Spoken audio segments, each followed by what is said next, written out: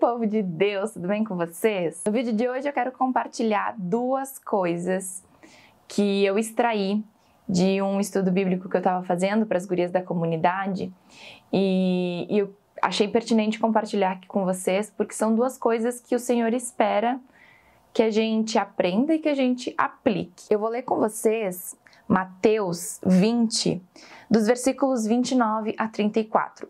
Diz assim: Quando Jesus e seus discípulos saíram de Jericó, uma grande multidão os seguiu.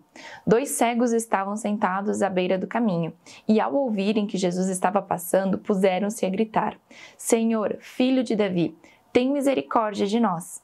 A multidão os repreendeu para que se calassem, mas eles gritavam ainda mais: Senhor, filho de Davi, tem misericórdia de nós. Jesus parou, chamou-os e perguntou-lhes: O que vocês querem que eu faça? Eles responderam: Senhor, queremos que os nossos olhos se abram. Jesus teve compaixão deles e tocou-lhes nos olhos. Imediatamente, eles recuperaram a visão e o seguiram. Eu acho muito curioso, né? Porque pensa na cena. 2 cegos chegam até Jesus e Jesus ainda pergunta o que eles querem. Parece um pouco óbvio, né? Por que Jesus pergunta qual que é o milagre que 2 cegos querem? É óbvio que eles queriam enxergar. Mas há uma explicação por trás dessa pergunta que Jesus faz. E tem duas coisas bem importantes que a gente precisa extrair dessa passagem. Primeira coisa, a gente precisa pedir. E aí entra mais uma vez, né, a palavra nos instruindo sobre o poder da oração. Eu creio que se a gente soubesse verdadeiramente o poder que a oração tem na nossa vida, a gente jamais deixaria de orar um dia sequer. O diabo sabe o poder que tem uma oração. E por ele saber, o que ele faz com a gente? Ele manda desânimo, ele manda falta de vontade, ele manda procrastinação. Então, ele sabe tudo o que pode acontecer a partir de uma oração. E ele vai mandar sentimentos para ti, coisas, problemas e pensamentos que vão te fazer ir para longe da oração. E a palavra é muito clara ao nos dizer que a gente não recebe porque a gente não pede.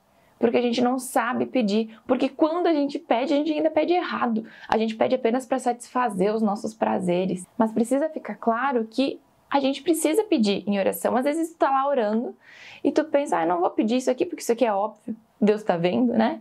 É óbvio que eu quero tal coisa, é óbvio que eu tô precisando de tal coisa. Mas o que é óbvio para ti, Deus quer que tu fale. Deus quer que tu converse, que tu conte nos mínimos detalhes. É óbvio que aqueles homens queriam enxergar. Mas Jesus queria que eles falassem, Jesus queria que eles pedissem justamente para nos ensinar que a gente precisa pedir, que a gente precisa ter uma conversa com Deus, que a gente precisa correr aos pés do Senhor antes de recorrer a qualquer outra coisa e qualquer outra pessoa nesse mundo. Segundo ponto que a gente precisa refletir a partir desses versículos é que na época de Jesus, eu até procurei a fonte para compartilhar aqui com vocês, mas eu não encontrei, tá, a fonte dessa informação que eu vou compartilhar. Mas eu assisti em alguma pregação e eu não me recordo de quem, já faz muito tempo. Eu assisto muitas pregações, muitos vídeos durante o dia, podcasts, então nem sempre eu me recordo quem foi a pessoa que falou. Mas certa vez, né, eu tava ouvindo, não me recordo também se era uma pregação ou um podcast, mas a pessoa falava, né, que na época de Jesus, aleijados, cegos, pessoas com deficiência, elas não eram consideradas pessoas como as outras, então elas não precisavam pagar impostos, elas moravam em qualquer lugar. Vocês lembram do tanque de Betesda? Quando Jesus foi curar um paralítico no tanque de Betesda? Então, aquele tanque era um lugar onde as pessoas moravam, onde essas pessoas com deficiência moravam, porque eram vistas assim como algo descartável para a sociedade. Então eram pessoas que não podiam trabalhar, como não podiam trabalhar, eles não podiam pagar impostos e estava tudo bem em relação a isso. Quando Jesus pergunta para esse cego o que ele quer, na verdade Jesus está perguntando assim: tu está disposto a cumprir com as tuas obrigações a partir de agora? Porque no momento que esses homens começassem a enxergar, eles iam ter que cumprir com seus deveres de cidadão, eles iam ter que pagar impostos, eles iam ter que trabalhar, eles não iam mais poder ficar perambulando por aí. Então Jesus está perguntando, vocês estão dispostos a isso? A pergunta de Jesus não é apenas se vocês querem enxergar, sabe? O que é que vocês estão querendo? Vocês estão querendo enxergar? Não, vocês estão dispostos a viver a vida nova por completo? E Jesus faz a mesma pergunta para nós. Quando Jesus entra na nossa vida, a gente sempre diz, né? Ai, Jesus, me use, sou teu instrumento, né? Eu quero viver os teus propósitos para minha vida e tudo mais. E aí Jesus nos pergunta assim, tu tá disposta a isso? Tu tá disposta a abandonar tudo o que tu tinha para viver essa nova versão que tu tá se formando, né? Que tá se formando dentro de ti?